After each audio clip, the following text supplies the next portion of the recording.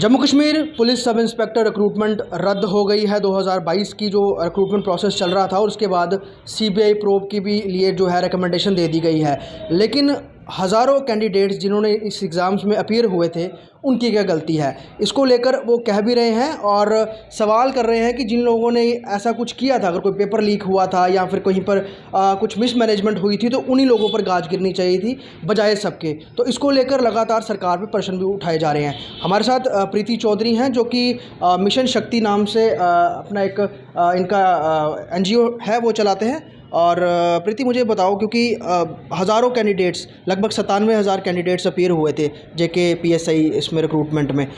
2 साल तो कोविड में निकल गए, उससे पहले से इंतज़ार कर रहे थे, तो एकदम से इसको क्रैश कर देना और अब कह रहे हैं कि दोबारा से कंडक्ट करेंगे, तो ये उनके साथ नाइंसाफ़ी नहीं है जो मेहनत करके आए थे, जिन्होंने वक्त दिया था और बड़ी मुश्किल से वो निकल के आए थे, लेकिन अब रद्द कर दिया, वो कहाँ जाएंगे ऐसे लोग? देखिए, जहाँ तक एग्ज़ाम को रद्द करने की बात है, मेरा बहुत ये मानना है कि इस डिसीजन को मैं वेलकम करती हूँ।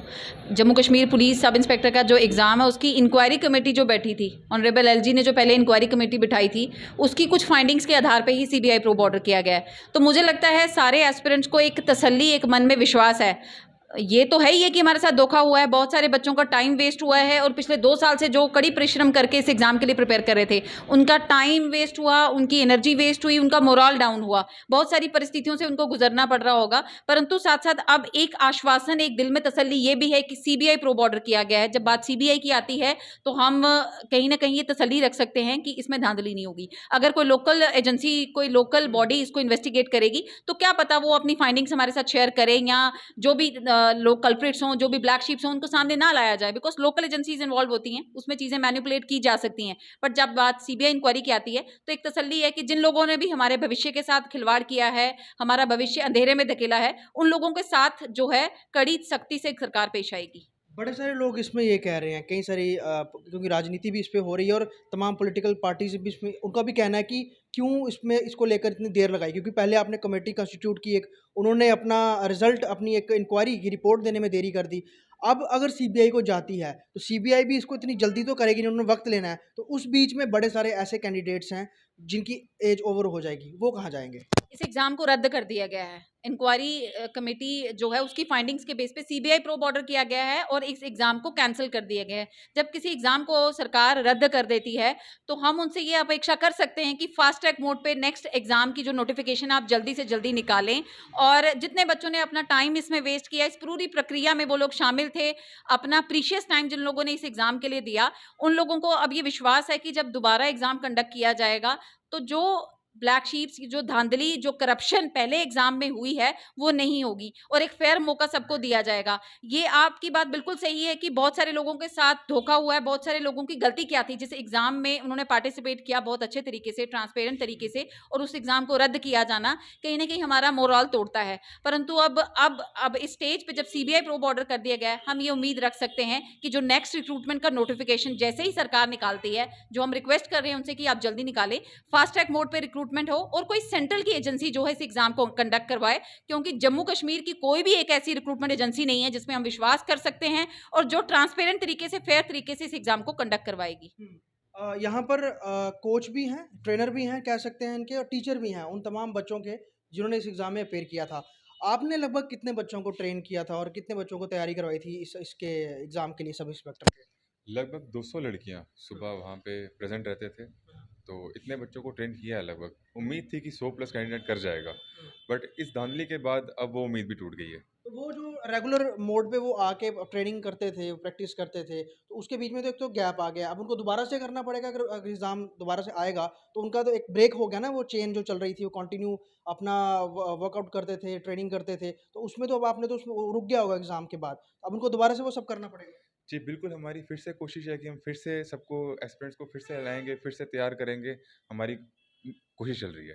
तो जिस तरह से पूरी ये स्कैम हुआ, कह सकते हैं कि धांधली हुई है, तो बाकी एग्ज़ाम्स के जो प्रिपरेशन करने वाले बच्चे हैं, उन पर भी कहीं न कहीं उनके मेंटल एबिलिटी पर ये स्ट्रेस पड़ता है कि अगर इसमें हो सकती है, तो बाकी जगह भी कहीं न कहीं हो सकती है। बिल्कुल, जैसे यूपीएससी का हर साल एक नया कैलेंडर निकल आता है डेट्स को लेके, हर चीज़ को लेके, लेकिन जेकेएसएस भी एक ऐसा रहा है, एक ऐसा प्लेटफॉर्म रहा है कि जब भी इनके एग्जाम्स आए हैं, जब भी कुछ हुआ है, एक तो ये बोर्ड डिले कर देते हैं हर चीज़ को, अपने वादों पे नहीं रहे हैं बराबर।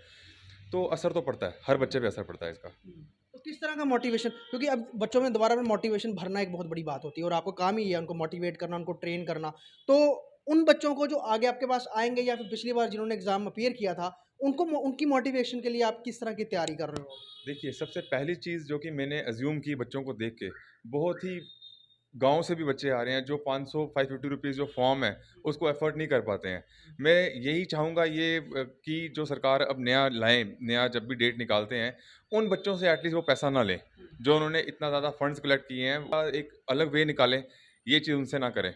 बच्चों के लिए हम तैयार बैठे हुए हैं, कोई बात मतलब आप नहीं। कह रहे हैं कि जिन्होंने ये वाला एग्ज़ाम दिया था, जो अभी रद्द जी, हुआ है, यही बच्चे अगर दोबारा से फॉर्म लेते हैं तो इनकी फ़ीस नहीं लेनी चाहिए इनसे नहीं जी लेनी। बिल्कुल। आप इसमें सहमत हैं कि नहीं लेनी चाहिए? क्योंकि बिल्कुल, जो ये प्रोसीजर है पूरा, जब आपने एग्ज़ाम क्वैश कर दिया गया है, तो जो भी रिक्रूटमेंट एजेंसी दोबारा एग्ज़ाम कंडक्ट करवाती है, मेरी अथॉरिटी से ये रिक्वेस्ट रहेगी कि दोबारा जब भी आप एग्ज़ाम कंडक्ट करवाते हैं, 3-4 चीज़ें आप अपनी रिक्रूटमेंट की नोटिफ़िकेशन में क्लियरली मेंशन करें। सबसे पहली चीज़, जो भी 95,000 या 97,000 बच्चे ने पहले एग्ज़ाम दिया था, उनके लिए इस प्रक्रिया को बिल्कुल सिंपल बनाया जाए। ना ही वो बच्चों से फ़ीस चार्ज की जाए और ना ही इस पूरे प्रोसीजर में उनको दोबारा फॉर्म फिल करने के लिए बोला जाए। क्योंकि जब फॉर्म फिल करने की दोबारा बात आती है, तो हो सकता है वो बच्चे जिन्होंने पहले फॉर्म फिल किया था, आज की डेट में वो एलिजिबल ना हो। मेरी एज बढ़ गई है, मैं तो फॉर्म नहीं फिल कर सकती। जब फॉर्म फिलिंग की बारी आती है, उसमें टेक्निकल एरर आ जाता है, हमारा फॉर्म एक्सेप्ट नहीं होगा। तो इन सब चीज़ों को मद्देनज़र रखते हुए इस प्रक्रिया को बिल्कुल सिंपल बनाया जाए। जो बच्चों ने पहले फॉर्म फिल किया गया था, उनको कोई आईडी, कोई कोड इश्यू किया जाए, जिसके बेसिस पे अपना नया एडमिट कार्ड निकाल पाएँ, जब भी रिक्रूटमेंट का नोटिफिकेशन आएगा।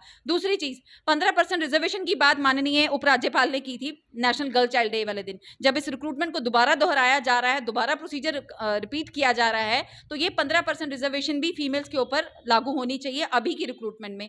तीसरी सबसे इंपॉर्टेंट बात ये है कि इस एग्जाम को सीबीटी मोड में करवाया जाए, बिकॉज जब ओएमआर बेस्ड पेपर होता है तो बहुत सारी लोगों का मानना ये है कि उसमें धांधली हो जाती है, पेपर पहले लीक हो जाता है, पेपर सामने आ जाता है। तो जब ये पेपर जो है कंप्यूटर बेस्ड होगा और कोई सेंट्रल गवर्नमेंट की एजेंसी जो है इस एग्जाम को कंडक्ट करवाए, तो मेरा मानना है कि करप्शन के चांसेस जो हैं बहुत मिनिमाइज हो जाते हैं, बहुत कम हो जाते हैं।